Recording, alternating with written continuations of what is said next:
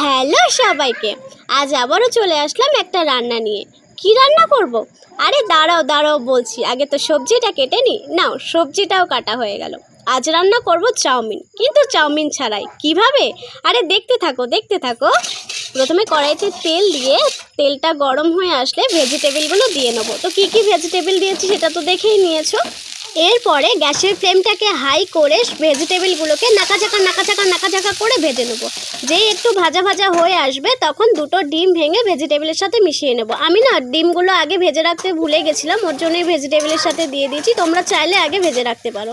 ডিমের সাথে ভেজিটেবিলগুলো ভাজা হয়ে গেলে তারপরে দিয়ে দেবো সিমুই। হ্যাঁ, আজকে সিমুই দিয়েই চাউমিন রান্না করব। তারপরে এক এক করে মশলা দিয়ে দেবো নুন, হলুদ, একটু চিনি দিয়ে আগে ভালো করে নাড়িয়ে নেবো। তারপরে দিয়ে দেবো ম্যাগি মশলাটা দেওয়ার পর ওটাকেও ভালো করে নাড়িয়ে দিয়ে একটু একটু করে জল দিয়ে ওটাকে নাড়িয়ে রেখে দিতে হবে। ওটা কিন্তু হাই ফ্লেমেই রাখতে হবে। যদি কম আঁচে দাও না, তাহলে তাড়াতাড়ি সেদ্ধ হয়ে যাবে, একদম গলে যাবে, খেতে ভালো লাগবে না। এরকম 2-3 বার জল দিয়ে নাড়তেই তোমাদের দেখবে ওটা সেদ্ধ হয়ে যাবে। আর এই যে আমাদের তৈরি হয়ে গেল চাউমিন ছাড়া চাউমিন। হয়তো চাউমিনের মতো ঝুরঝুরে হয়নি, কিন্তু খেতে মোটেও খারাপ হয়নি।